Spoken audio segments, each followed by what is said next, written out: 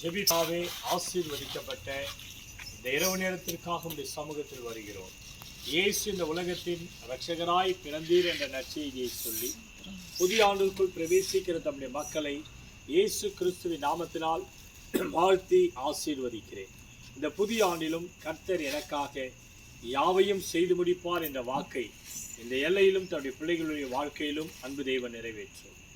நம்முடைய திவ்ய ஆசீர்வாதங்கள் இந்த எல்லையிலும் தன்னுடைய பிள்ளைகளுடைய வாழ்க்கையிலும் பலுகி பெருகும்படி இயேசு கிறிஸ்துவின் நாமத்தினால் ஜெபிக்கிறேன் நல்ல பிதாவே.